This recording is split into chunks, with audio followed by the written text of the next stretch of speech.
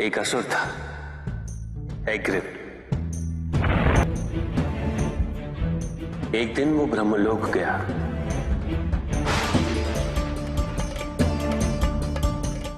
और बड़ी चालाकी से उसने ब्रह्मदेव से चारों वेद प्राप्त कर लिए।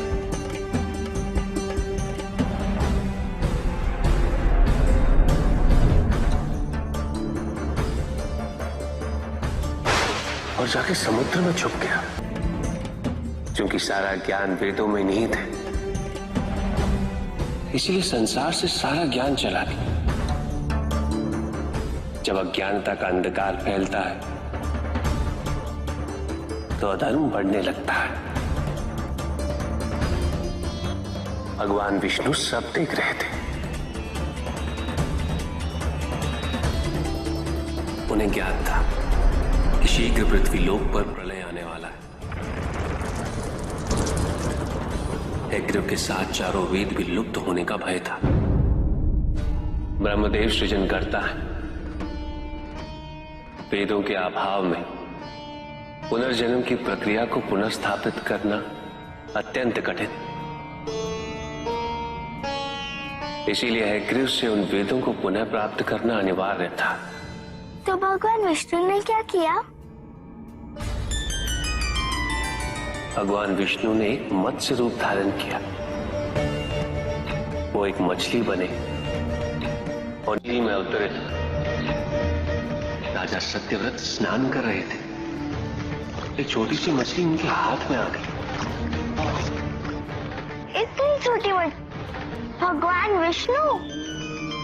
हाँ, राजा सत्यव्रत उस मछली को जल में छोड़ने जा ही रहे थे कि उस मछली ने बड़ी मछलियों का भय जताते हुए उनसे विनती की। उनसे कहा कि वो उसे अपने साथ ले चले।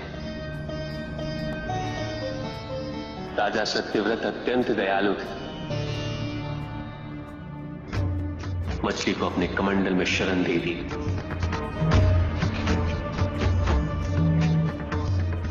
और अपने महल में ले गए।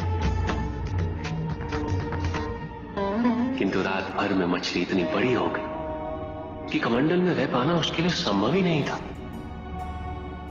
और उसका बड़ा आकार देखने के पश्चात राजा सत्यव्रत ने उसे कमंडल में से निकालकर एक मटकी में डाल दिया। मटकी में डालने के पश्चात उसका आकार पुनः बड़ा हो गया। तो राजा सत्यव्रत ने उसे मटकी में से निकालकर एक सरोवर में रख दिया।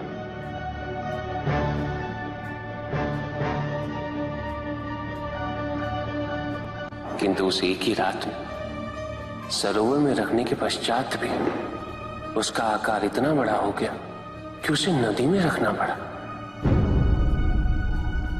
किंतु नदी में रखने के पश्चात भी उसका आकार पुनः बड़ा हो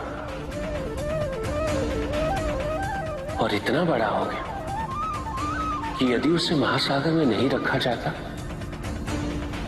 तो उसकी मृत्यु निश्चित थी। राजा सत्यव्रत उसे महासागर की ओर ले गए।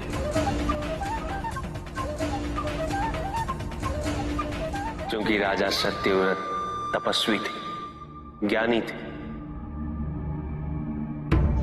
उन्हें आभास हुआ कि ये कोई साधारण मछली नहीं, ये स्वयं साक्षात भगवान विष्णु ही है।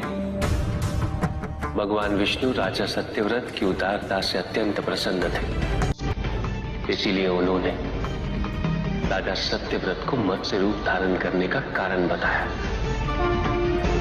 साथ ही उन्होंने सत्यव्रत से कहा कि आज से 7वें दिन प्रलय आएगा, समस्त पृथ्वी जल में समा जाएगी। किंतु आप सप्त ऋषियों के साथ साथ अनाज, वनस्पति व अशुद्धों की प्रत्येक प्रजाति के बीज और प्रत्येक पशु का एक एक जोड़ा लेकर एक विशाल नौका में सवार होकर मेरी प्रतीक्षा कीजिएगा। केवल एक ही स्थान ऐसा होगा जिसकी ऊंचाइयों को जल छू नहीं पाएगा। मैं लौटूंगा और आपको वहां लेके चलूंगा। ऐसा कौन सा स्थान था? हिमालय पर,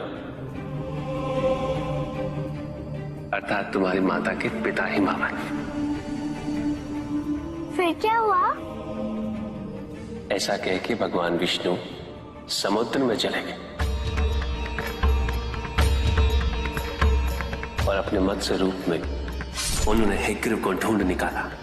उस दुष्ट का वध करके वेदों को पुनः प्राप्त कर लिया।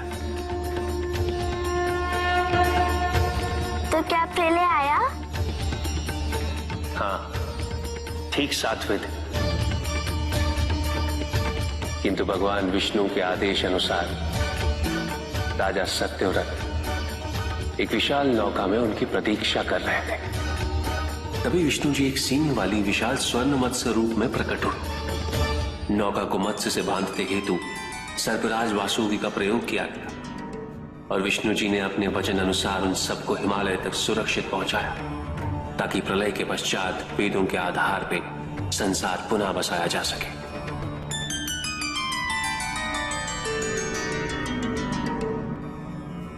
राजा सत्यव्रत मनु कहलाए। मनु अर्थात मानव जाति के प्रणजनक। इसी प्रकार भगवान विष्णु ने न केवल वेदों को पुनः प्राप्त कर लिया, अपितु समस्त संसार का कल्याण भी